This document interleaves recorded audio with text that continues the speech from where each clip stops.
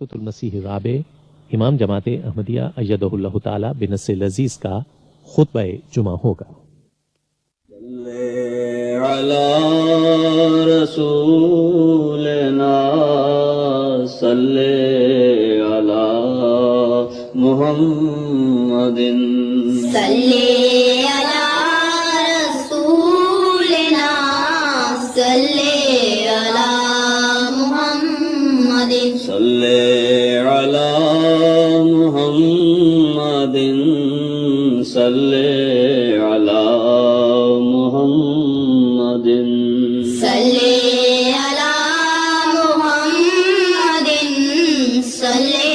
علی محمد صلی علی محمد۔ السلام علیکم ورحمۃ اللہ۔ اذان دے۔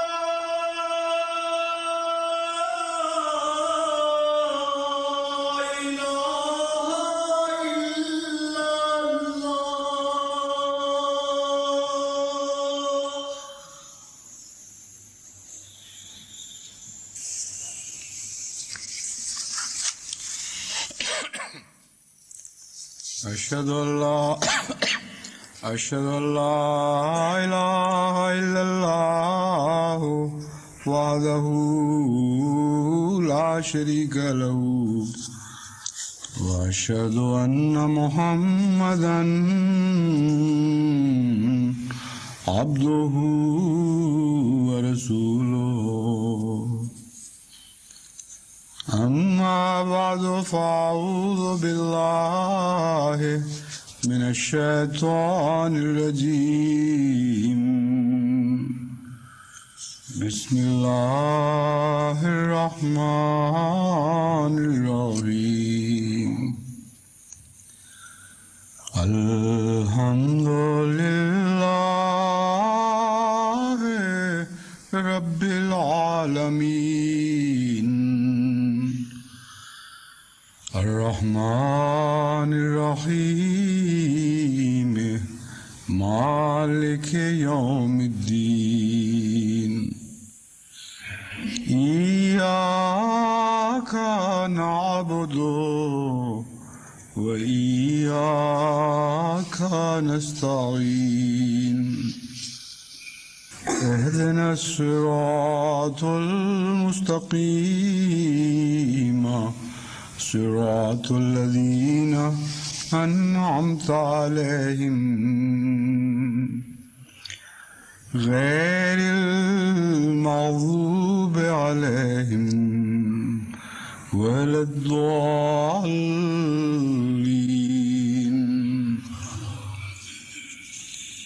إنما وليكم الله ورسوله والذين آمنوا الذين يقيمون الصلاة ويؤتون الزكاة وهم راكعون ومن يتول الله ورسوله والذين آمنوا فإن حزب الله هم الغالبون۔ سورہ المائدہ آیات 56-57۔ سورہ مائدہ کی ان دو آیات کی کے معنی جن کی میں نے تلاوت کی ہے یہ ہیں کہ انما ولیکم اللہ، تمہارا دوست اللہ ہے، ورسولہ، اور اس کا رسول ہے، والذین آمنوا الذین یقیمون الصلاۃ، اور وہ لوگ تمہارے دوست ہیں جو ایمان لائے، جن کی صفات یہ ہیں الذین یقیمون الصلاۃ، کہ صرف ایمان ہی نہیں لائے بلکہ نماز کو قائم کرتے ہیں، وَيُؤْتُونَ الزَّكَاةَ، اور زکوٰۃ دیتے ہیں، وَهُمْ راکعون، اور موحد خالص ہیں، شرک نہیں کرتے، وَمَن يَتَوَلَّ اللَّهَ وَرَسُولَهُ، اور جو کوئی اللہ کو دوست رکھے اور اس کے رسول کو، وَالَّذِينَ آمَنُوا، اور ان کو جو ایمان لائے، فَإِنَّ حِزْبَ اللَّهِ هُمُ الْغَالِبُونَ، بس یقیناً اللہ تعالیٰ کا گروہ ہی غالب آنے والا گروہ ہے۔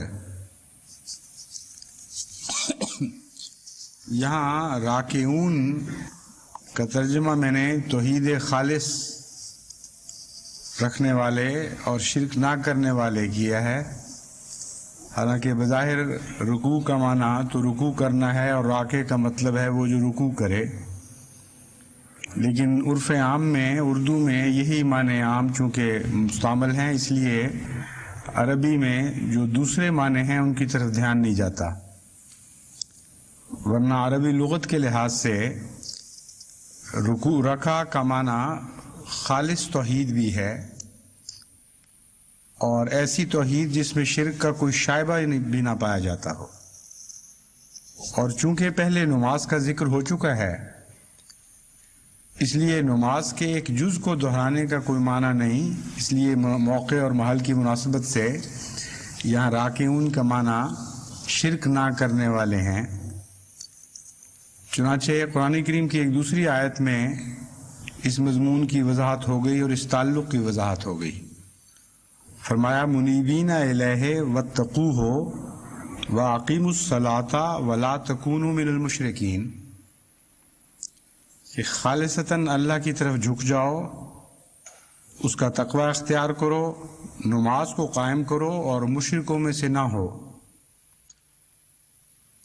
نماز تو وہی قائم کرتا ہے جو مشرکوں میں سے نہیں ہوتا. تو دونوں جگہ نماز کے قیام کے مان بعد شرک کی نفی کرنے سے مراد یہ ہے کہ بسا اوقات نمازوں میں بھی شرک کے مخفی پہلو موجود رہتے ہیں، اور اس ضمن میں بعد میں گفتگو کروں گا. لیکن اس سے پہلے جو ولایت کا مفہوم یہاں بیان کیا گیا ہے، پہلے اس سے متعلق میں کچھ وضاحت کرنی چاہتا ہوں. انما ولیکم اللہ ورسولہ والذین آمنوا، یہ آیت اپنے اندر ایک بہت ہی گہری حکمت کا کلام بھی رکھتی ہے اور ایک اخفاء کا پردہ بھی، جو اس حکمت کو اپنے اندر لپیٹے ہوئے ہے. اخفاء کا پردہ یہ ہے کہ فرمایا کہ تمہارا کوئی دوست نہیں مگر اللہ اور اس کا رسول اور وہ لوگ جو ایمان لائے. تو پھر مخاطب کون ہے؟ بظاہر تو یہ تین الگ الگ چیزیں ہیں. جس کے دوست ہیں وہ الگ ذات معلوم ہوتی ہے، اور جو دوست ہیں وہ الگ ہیں، جو مدد کرنے والے ہیں وہ الگ ہیں، جن کی مدد کی جاتی ہے وہ الگ ہیں. لیکن تخاطب کی طرز یہ ہے کہ مومنوں ہی کو مخاطب کیا گیا اور مومنوں ہی کو یہ کہا گیا کہ اللہ اور رسول اور مومن تمہارے ولی ہیں. پھر ایک اور خیال یہ پیدا ہوتا ہے کہ جب اللہ ولی ہے تو کیا کافی نہیں؟ اور اگر ذکر ہونا چاہیے تھا تو خدا اور رسول کا ذکر اکٹھا ہو جاتا. مومنوں کی ولایت کا کیوں ذکر ہے، جبکہ وہ خود مومنوں کی جماعت میں شامل بھی ہیں جن کو مخاطب کیا جا رہا ہے. اور ان کی ولایت کی پھر تفصیل بھی بیان فرمائی گئی کہ وہ لوگ ہیں جو نماز کو قائم کرتے ہیں، جو زکوٰۃ کو دیتے ہیں اور توحید خالص کو قائم کرنے والے ہیں. امر واقعہ یہ ہے کہ توحید خالص کا قیام جس رنگ میں مومنوں کی جماعت کے ذریعے ہوتا ہے، یہ اسی کا ایک دوسرا نقشہ ہے. یعنی بعض صفات باری تعالیٰ اور صفات رسالت اور صفات ایمان ایک ہو جاتی ہیں اور ایک ہی روح نظر آتی ہے خدا سے لے کے بندے تک، اور صفاتی لحاظ سے ایک عظیم الشان توحید کا قیام ہوتا ہے. اس لیے وہ لوگ مخاطب بھی ہیں اور ساتھ ان کی جو مخاطب ہیں وہ خود اپنے مددگار بتائے گئے ہیں.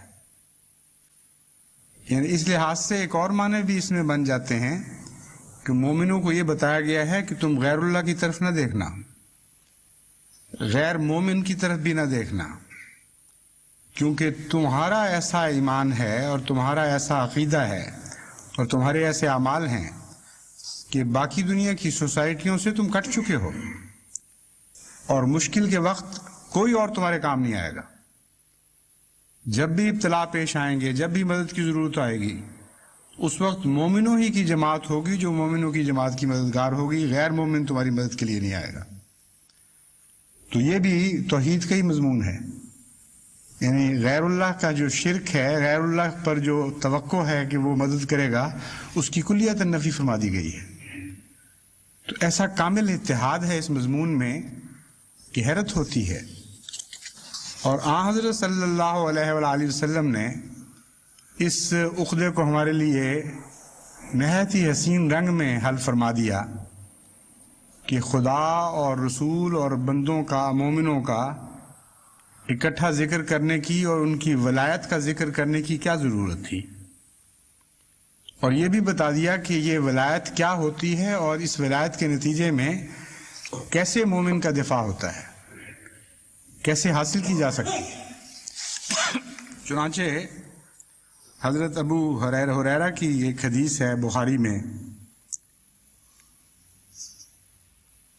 آپ عرض کرتے ہیں، آپ فرماتے ہیں حضرت ابو ہریرہ یہ بیان کرتے ہیں کہ حضرت صلی اللہ علیہ وآلہ وسلم نے ایک دفعہ فرمایا، اللہ تعالیٰ فرماتا ہے جس نے میرے دوست سے دشمنی کی میں اس سے اعلان جنگ کرتا ہوں،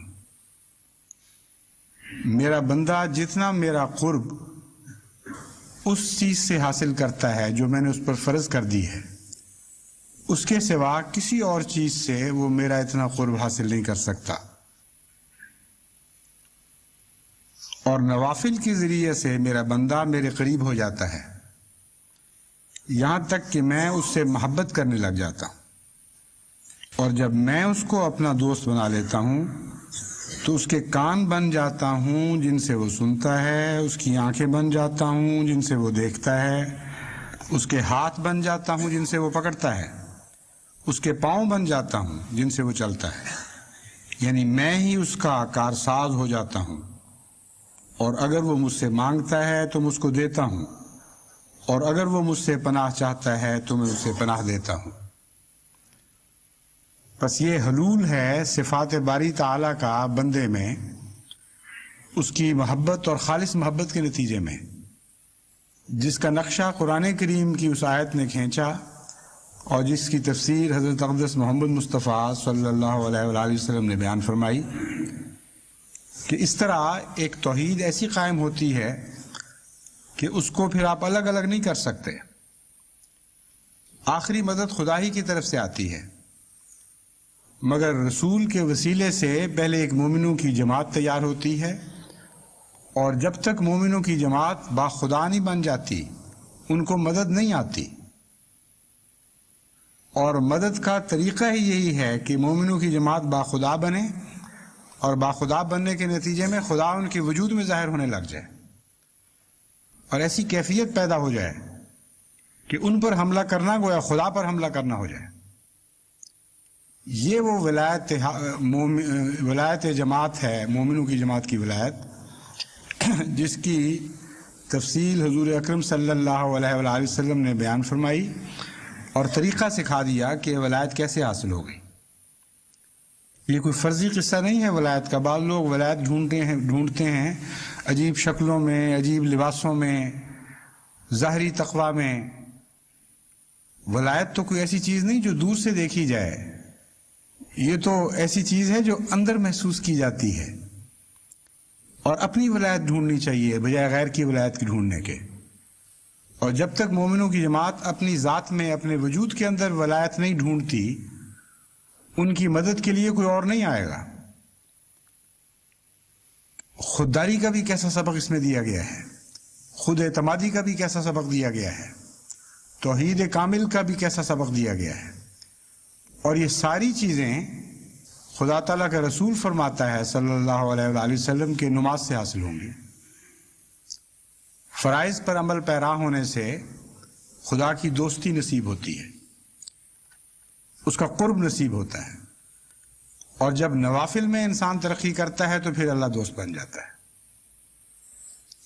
فرماتا ہے میں اسے محبت کرنے لگ جاتا ہوں۔ اب یہ بھی ایک بڑا دلچسپ مضمون ہے جس میں ایک تھوڑی سی الجھن نظر آتی ہے۔ فرائض پر جو عمل کرے اس کے متعلق فرمایا اس کو میرا قرب عطا ہوتا ہے، اور نوافل کے متعلق فرمایا کہ میں اس سے محبت کرنے لگ جاتا ہوں، اس کے کان بن جاتا ہوں، اس کی آنکھیں ہو جاتا ہوں، اس کے بازو بن جاتا ہوں، اس کے پاؤں بن جاتا ہوں، گویا اس کا سارا وجود میرا وجود ہو جاتا ہے۔ یہ کیا وجہ ہے؟ نوافل کو کیا فضیلت ہے؟ در حقیقت فرائض اور نوافل کی نسبت وہی ہے جیسے انسانی جسم کے ڈھانچے اور اس کے حسن کی نسبت ہے۔ ہر انسان خواہ وہ کیسے ہی کریہ المنظر ہو، انسان ہے بنیادی طور پر، اور بعض بنیادی انسانی حقوق رکھتا ہے۔ وہ حقوق اس سے بہرحال ملنے چاہیے، خواہ وہ بدصورت ہو، خواہ وہ لنگڑا ہو، خواہ وہ لولا ہو، جیسی بھی اس کی شکل ہو، جیسی بھی اس کی قوم ہو، جیسا بھی اس کا رنگ ہو، چونکہ بنیادی انسانی ڈھانچہ رکھتا ہے اس لیے اس کے حقوق اس کو ملنے چاہیے، لیکن ضروری نہیں کہ اس سے محبت بھی ہو جائے۔ محبت کے لیے نفلی چیز ہے، یعنی حسن۔ نفل اس کو کہتے ہیں جس کے نہ ہونے سے وجود نہ مٹ جائے، اور ہو تو بہتر، نہ ہو تو تب بھی وجود قائم رہے۔ تو فرضوں اور نوافل میں یہی نسبت ہے۔ یہ مراد نہیں ہے کہ نوافل پڑھو اور فرض بے شک نہ پڑھو، جیسا کہ بعض بیچارے گمراہ ہوئے صوفیاء نے بالآخر یہ نتیجہ نکال لیا کہ صرف نوافل کافی ہیں، شریعت کی ظاہری پیروی کی ضرورت نہیں۔ یہ تو ایسی بات ہے جیسے کوئی کہے کہ انسان کا ڈھانچہ کافی نہیں، ضروری نہیں ہے، صرف انسان کا حسن کافی ہے۔ ڈھانچہ ہوگا نہیں تو حسن بنے گا کیسے؟ ہونٹ نہیں ہوں گے، ناک نہیں ہوگا، کان نہیں ہوں گے، آنکھیں نہیں ہوں گی، تو کیسا حسن وہاں سما سکتا ہے؟ حسن تو ایک کوئی ٹھوس وجود نہیں ہے کسی چیز کا، ایک تناسب کا نام ہے، ایک روح کا نام ہے، وہ کسی ٹھوس وجود کو چاہتی ہے۔ تو نوافل زینت بخشتے ہیں فرائض کو۔ اللہ تعالیٰ فرماتا ہے کہ جب تم میرے ارشاد کے مطابق فرائض ادا کرتے ہو تو میں تمہیں اپنا قرب عطا کر دیتا ہوں، لیکن محبت کروانے کے لیے تمہیں اپنے اندر حسن پیدا کرنا پڑے گا، اور حسن نوافل کے ذریعے پیدا ہوتا ہے۔ یعنی وہ چیزیں جو فرض نہیں ہیں اپنے شوق اور اپنی محبت سے کرو، اور محبت کا اس مضمون سے ویسے ہی ایک طبی تعلق ہے۔ اگر ایک شخص کو کسی چیز سے محبت نہ ہو، کسی مقصد سے محبت نہ ہو، تو صرف فرائض ادا کرے گا، اس سے زیادہ وہ آگے نہیں بڑھے گا، کم سے کم کرنے کی کوشش کرے گا، اور جب وہ کم سے کم آگے بڑھتا ہے تو محبت کے سوا اس کا محرک کچھ اور ہو ہی نہیں سکتا۔ اگر زبردستی ہو تو وہ فرض بن جائے گا۔ پھر نفل کا مطلب ہے کوئی زبردستی نہیں ہے، کوئی اور ایسی وجہ نہیں کہ انسان مجبور ہو کر وہ کام کرے، بغیر مجبوری کے از خود دل سے ایک ہرس اٹھتی ہے، دل سے ایک تمنا پیدا ہوتی ہے کہ میں یہ کام کروں، حالانکہ مجھ سے نہیں پوچھا گیا۔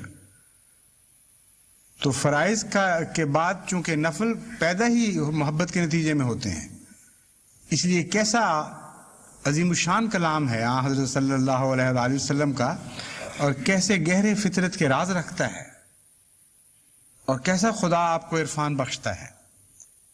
فرائض کو قرب سے باندھنے کے بعد فرمایا اگر محبت الہی چاہتے ہو، جسے ولایت کہا گیا ہے، تو پھر اس کے لیے ضروری ہے کہ تم بھی محبت الہی پیدا کرو، یعنی نوافل کے ذریعے اس کا قرب ڈھونڈو، اور اس کے نتیجے میں پھر وہ ایسی محبت تم سے کرے گا کہ تمہارا وجود اور خدا کا وجود ایک ہو جائیں گے۔ یہ وہ خدا سے لے کر بندوں تک، مومنوں تک ایک توحید پیدا ہوتی ہے، جس کے بعد ناممکن ہے کہ اس توحید خالص پر کوئی دوسری چیز غالب آ جائے۔ یہ مضمون ہے جو بیان فرمایا گیا فَإِنَّ حِزْبَ اللَّهِ هُمُ الْغَالِبُونَ۔ پہلے ان کو اکٹھا کیا گیا، پھر حزب اللہ کہہ دیا ان کو کہ یہ اللہ والے لوگ ہیں، یہ اللہ کا گروہ ہے، اس میں اللہ بھی شامل ہے، رسول بھی شامل ہے، مومن بھی شامل ہیں، سب مل کر ایک حزب اللہ بن جاتے ہیں۔ فرمایا انہوں نے تو غالب آنا ہی آنا ہے، کون ہے جو ان کو شکست دے سکے؟ بس جب قیام نماز کی طرف میں توجہ دلاتا ہوں تو یہ مراد نہیں ہے کہ صرف فرائض پر آپ کافی راضی ہو جائیں۔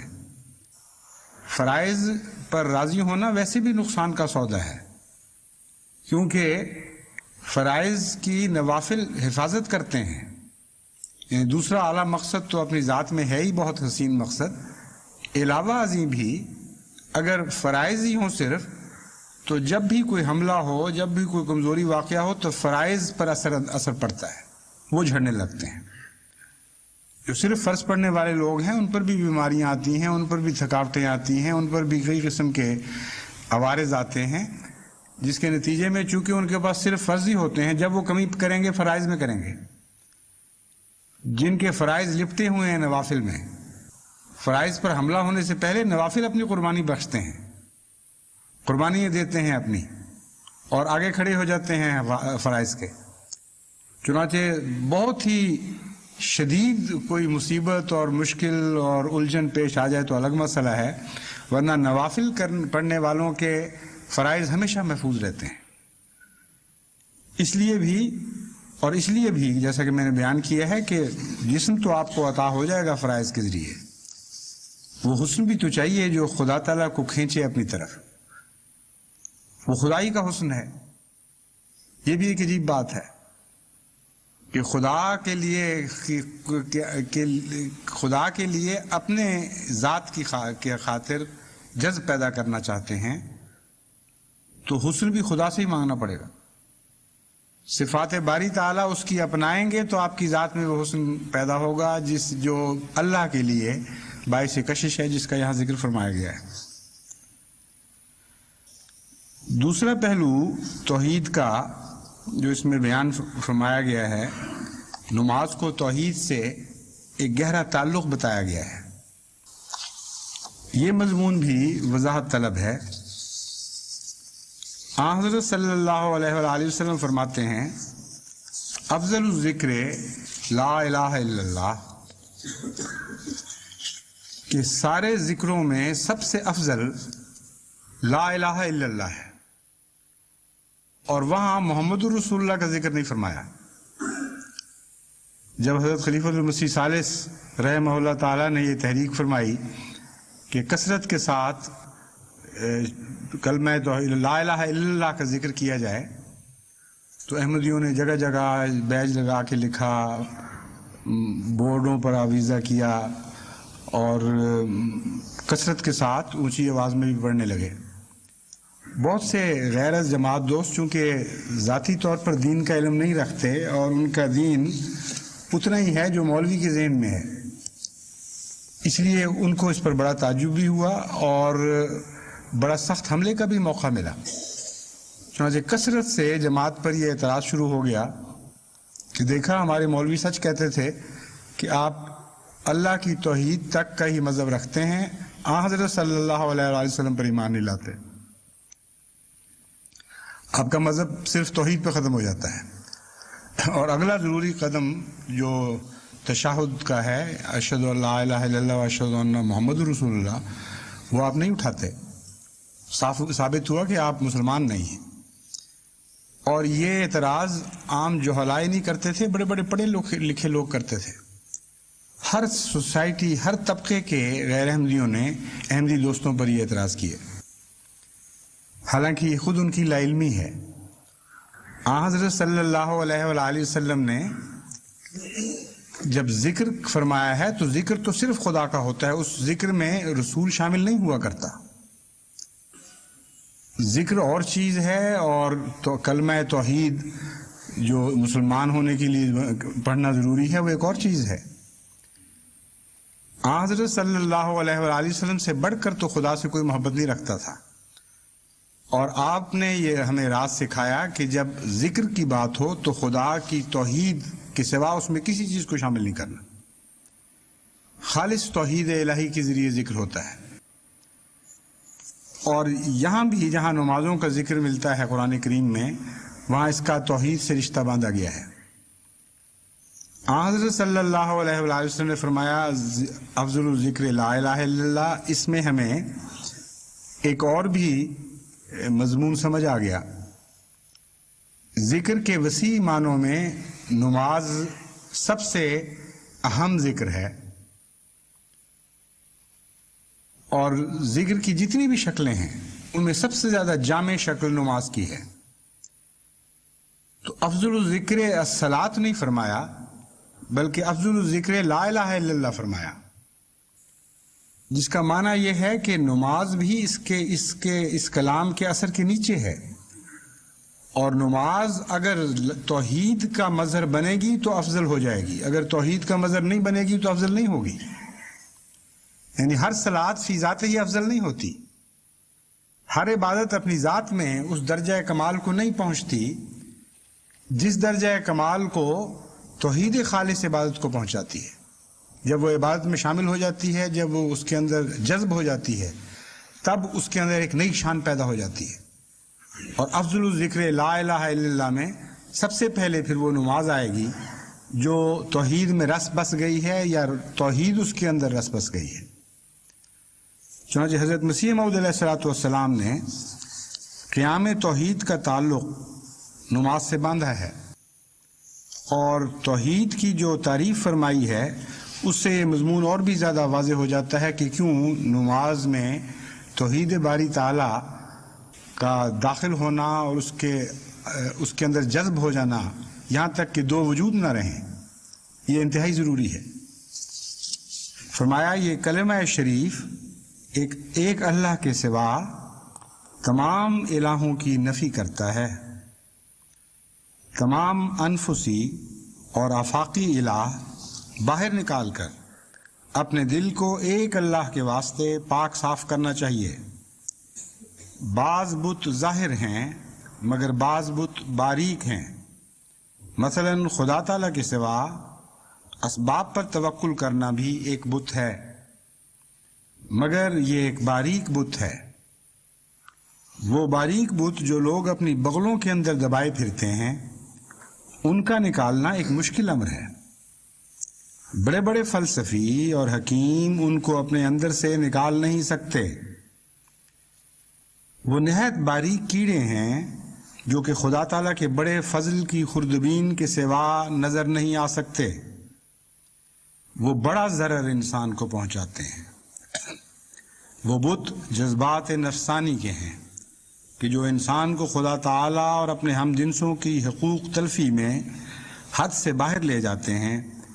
بہت سے پڑھے لکھے جو کہ عالم کہلاتے ہیں اور فاضل کہلاتے ہیں اور مولوی کہلاتے ہیں اور حدیثیں پڑھتے ہیں، اپنے آپ میں ان بتوں کی شناخت نہیں کر سکتے۔ عارفانہ کلام جب سنا جاتا ہے تو محسوس ہوتا ہے کہ اس میں اور غیر کے کلام میں ایک بڑا فرق ہے۔ جب اللہ تعالیٰ کسی وجود میں داخل ہو جائے تو اس کے کلام میں بھی خدا تعالیٰ کی شان نظر آتی ہے۔ فرمایا وہ اپنے وجود میں شناخت نہیں کر سکتے۔ یہ بڑی گہری حقیقت ہے۔ اکثر لوگ دھوکے کی زندگی میں گزار رہے ہوتے ہیں، غفلت کی زندگی گزار رہے ہوتے ہیں۔ یعنی ضروری نہیں کہ وہ منافق ہوں، حقیقتاً وہ اس بات سے غافل ہوتے ہیں، اس بات کا علم ہی نہیں رکھتے کہ ان کے اندر مخفی بت پل رہے ہیں۔ بڑی شدت کے ساتھ جب وہ غیر میں شرک کے اجزاء دیکھتے ہیں یا آثار پاتے ہیں اس پر وہ حملہ کرتے ہیں، اور بظاہر بڑی دیانت اور خلوص کے ساتھ اس پر حملہ کرتے ہیں، لیکن اپنے دل میں وہی بت یا اس سے بھی زیادہ بت، ان کے علاوہ اور بھی بت پرورش پا رہے ہوتے ہیں اور بیچارے شناخت نہیں کر سکتے۔ فرمایا اپنے آپ میں ان بتوں کی شناخت نہیں کر سکتے اور ان کی پوجا کرتے ہیں۔ ان بتوں سے بچنا بڑے بہادر آدمی کا کام ہے۔ جو لوگ ان بتوں کے پیچھے لگتے ہیں وہ آپس میں نفاق رکھتے ہیں، ایک دوسرے کے حقوق تلف کرتے ہیں اور سمجھتے ہیں کہ ہم نے ایک شکار مارا ہے۔ معاشرتی برائیوں اور بدیوں کو کس طرح توحید سے باندھ کر یہ بتایا کہ توحید سے جدا کر کے یہ بتایا کہ توحید خالص ہو اور کوئی مخفی بت نہ ہو تو یہ معاشرتی بدیاں رہ ہی نہیں سکتی۔ یہ معاشرتی بدیاں شرک کی علامت ہے، اور شرک کا ایک مظہر یہ ہے کہ سوسائٹی بھی بکھر جاتی ہے۔ صرف الہ الگ الگ نہیں ہوتے بلکہ ان کی پوجا کرنے والے بھی الگ الگ ہو جاتے ہیں۔ یعنی توحید کامل دنیا میں بھی مومنوں کی جماعت کو ایک توحید کامل عطا کرتی ہے، وہ ایک وجود بن جاتے ہیں اور ایک جماعت ہو جاتے ہیں۔ اور اگر ان کے اندر مخفی بت ہوں اور شرک ہو اور ان کو علم بھی نہ ہو کہ ہم مخفی بتوں کی پوجا کر رہے ہیں تو نظام قدرت ان کے اس حال کو ننگا کر دیتا ہے۔ ایسی سوسائٹی میں آپ کو یہ علامتیں نظر آئیں گی جو حضرت مسیح موعود علیہ الصلوۃ والسلام نے بیان فرمائی ہیں۔ آپس میں نفاق رکھتے ہیں، ایک دوسرے کے حقوق تلف کرتے ہیں اور سمجھتے ہیں کہ ہم نے ایک شکار مارا ہے۔ اتنا گہرا مضمون حضرت مسیح موعود علیہ السلام نے باندھا ہے اور اتنا طبی عقلی منطقی نتیجہ نکالا ہے کہ انسان حیرت میں مبتلا ہوتا ہے کہ توحید کی ایک یہ بھی تفسیر ہے. لیکن جب آپ اس پہ غور کرتے ہیں تو اس سے بڑھ کر حیرت اس بات پہ ہوتی ہے کہ ہمیں کیوں نہیں پہلے یہ خیال آیا. یہ جو طبی بات تھی ہونا یہی چاہیے. توحید کا معنی اس کے سوا نکلتا ہی کوئی نہیں. وہ توحید جس کا ذکر قرآن کریم کی اس آیت میں آیا ہے جو میں نے آپ کے سامنے تلاوت کی، اس توحید کے بعد مومنوں کی جیسی جماعت وجود میں آتی ہے، اس میں ایک دوسرے کے حق تلف کرنے کا سوال ہی پیدا نہیں ہوتا، کیونکہ ہر ایک ان میں سے جانتا ہے کہ وہ خدا کا مظہر ہے. اور کون ہے جو جانتے بوجھتے ہوئے خدا کا مظہر ہوتے ہوئے خدا کے حقوق تلف کرنے کی کوشش کرے؟ یعنی وہ صفات باری پر حملہ سمجھتے ہیں اپنے بھائی پر حملہ، اپنی ذات پر حملہ سمجھتے ہیں اپنے بھائی پر حملہ. یہ ہے وہ کامل توحید جس کا قرآن کریم کی اس آیت میں نقشہ کھینچا گیا ہے، جس کی تشریح حضرت مسیح موعود علیہ السلام نے یہاں فرمائی. بس میں نے نمازوں کے بعد جو زور دیا تھا حقوق العباد پر، یہ کوئی بے تعلق بات نہیں تھی. امر واقعہ یہ ہے کہ نمازوں کے ذریعے آپ توحید خالص حاصل کر سکتے ہیں اور ولایت حاصل کر سکتے ہیں، اور تمام دنیا کے لیے آپ ناقابل تسخیر بن سکتے ہیں. لیکن دیکھنا پڑے گا کہ آپ یہ سب کچھ حاصل کر بھی رہے ہیں کہ نہیں. اپنے نفس کی غلط فہمی کے نتیجے میں آپ کچھ بھی حاصل نہیں کر سکیں گے. اور چونکہ اپنے نفس کا حال معلوم کرنا ایک مشکل امر ہے، اس لیے ایک شیشہ دکھایا گیا ہے آپ کو. حضرت مسیح موعود علیہ السلام نے ایک شیشہ مہیا کر دیا ہے آپ کو کہ آپ اس شیشے کے ذریعے اپنی سوسائٹی کی تصویر تو دیکھیں. اگر وہاں نفاق پایا جاتا ہے، اگر وہاں ایک دوسرے کے حق تلف کرنے کا رجحان پایا جاتا ہے، اگر ایثار کی بجائے حق تلفی دکھائی دیتی ہے، تو پھر آپ کی نمازیں وہ بات نہیں پیدا کر سکیں جن کی خاطر نمازیں قائم کی گئی تھیں. پھر آپ کو توحید کے منصب پر قائم ہونے کی توفیق نہیں ملی. اور جب تک توحید عطا نہیں ہوگی، ولایت باری عطا نہیں ہوگی. جب تک اللہ کی ولایت بحیثیت مجموعی مومنوں کی جماعت کو نصیب نہیں ہوتی، آپ غیر کے حملے سے محفوظ نہیں ہیں. باوجود اس کے کہ پہلے کی نسبت مجھے نمایاں فرق نظر آ رہا ہے. جب میں نے بعض خطبات کے ذریعے بار بار حقوق العباد کی طرف توجہ دلائی، اس وقت جتنی شکایتیں اور جتنے تکلیف دہ واقعات آئے دن میرے سامنے آیا کرتے تھے، اس کا عشر اشیر بھی اب باقی نہیں رہا. کچھ تو یہ وجہ ہے یقیناً، اس وقت بھی میں نے محسوس کیا تھا کہ ہر خطبے کے بعد جب جماعت میں اس کو پھیلایا گیا تو کثرت سے آپس میں صلحیں ہوئیں، کثرت سے آپس میں ایک دوسرے کے ساتھ معافیاں مانگی گئیں. ایسے بھی لوگ تھے جو ساری عمر اپنے آپ کو مظلوم سمجھتے رہے، لیکن دوڑ کر پہلے گئے اور اپنے بھائی سے معافی مانگی. تو جماعت کے اندر جو اخلاص کا ایک اعلیٰ معیار پایا جاتا ہے، تسلیم و رضا کا ایک اعلیٰ معیار پایا جاتا ہے، اس کے نتیجے میں خدا کے فضل کے ساتھ وہ تبدیلیاں پیدا ہونی شروع ہوئیں. کچھ اس لیے بھی کہ بعد میں ابتلا کا دور ننگا ہو کے سامنے آ گیا، اور جب خطرات بڑھتے ہیں تو اندرونی اصلاح کا ایک نظام خود بخود چل پڑتا ہے. جب غیر حملہ کر رہا ہو تو آپس کا بھائی چارہ پہلے کی نسبت بہت بہتر شکل اختیار کر جاتا ہے، بہت مضبوط بندھنوں میں باندھا جاتا ہے. اس لیے یہ بھی ایک طبی بات تھی. پھر تقوی اللہ پیدا ہوتا ہے. جتنا بھی تقوی اللہ پیدا ہو، خدا سے محبت پیدا ہو، وہ توحید انسان کے وجود میں سرایت کرنے لگ جاتی ہے جس کا ذکر کیا گیا ہے. لیکن اس کے باوجود جس اعلیٰ معیار پر حضرت مسیح موعود علیہ السلام آپ کو دیکھنا چاہتے ہیں، ابھی اس سے ہم بہت پیچھے ہیں. ابھی ہماری قضاء کے نظام کے ہاتھ بھرے پڑے ہیں. ابھی ان کو تاریخیں دینی پڑتی ہیں، اور تمام دنیا میں جہاں جہاں بھی قضاء ہے وہ خالی ہو کے ابھی نہیں بیٹھی. تو ایک یہ بھی ذریعہ ہے اپنی توحید کو جانچنے کا. جس دن قضاء کے ہاتھ خالی ہو جائیں گے اس بنا پر کہ جھگڑے ختم ہو گئے، اس دن سمجھیں کہ آپ کو خدا تعالیٰ نے توحید کی برکت سے ایک واحد قوم میں تبدیل فرما دیا ہے. اور یہ توحید خالص طبی طور پر بھی اپنا اثر دکھاتی ہے. وہ ساری قومیں جن میں توحید پیدا ہو جائے، خواہ وہ خدا کی قائل نہ بھی ہوں، وہ عموماً ناقابل تسخیر ہو جایا کرتی ہیں.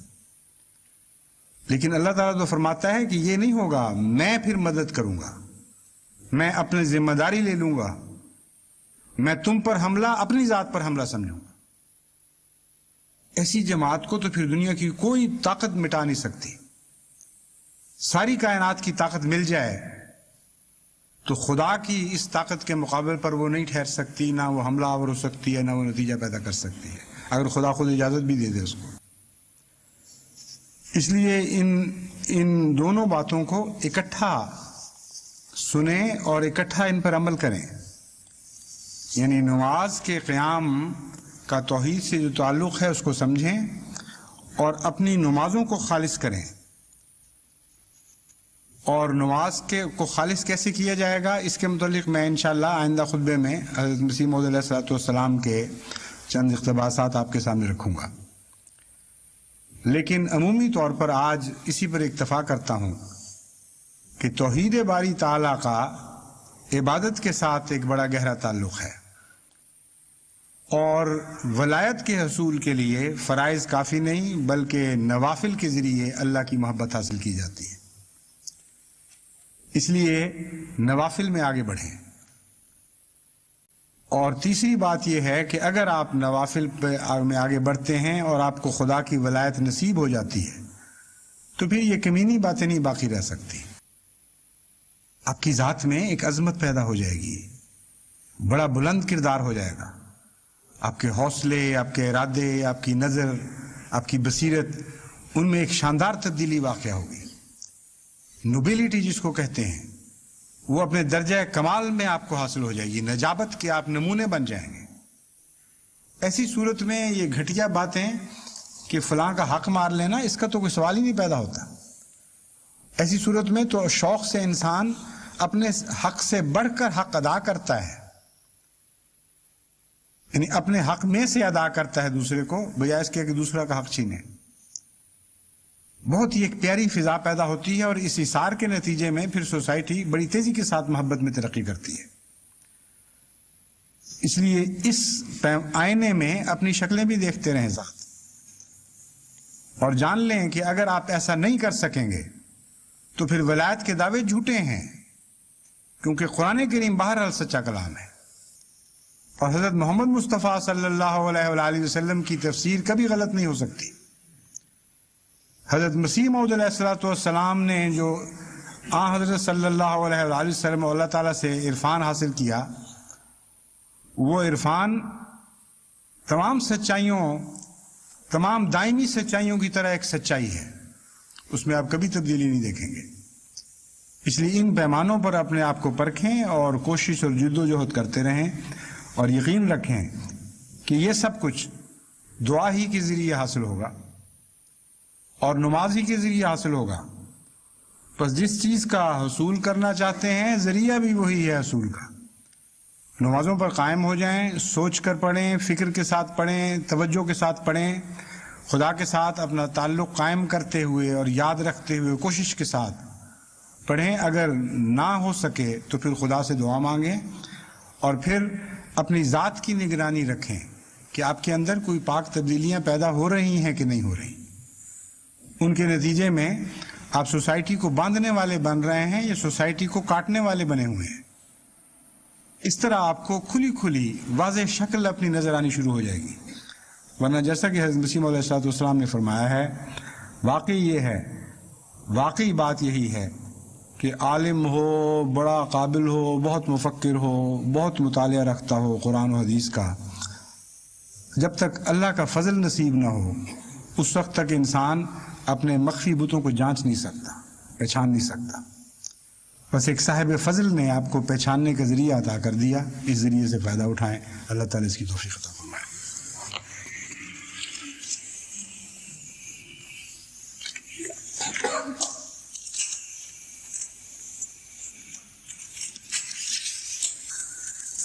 الحمد لله نحمده ونستعينه ونستغفره ونؤمن به ونتوكل عليه ونعوذ بالله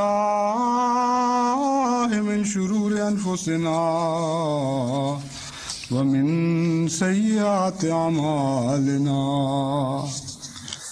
من يهده الله فلا مضل له ومن يضلله فلا هادي له ونشهد أن لا إله إلا الله وحده لا شريك له ونشهد أن محمدا عبده ورسوله.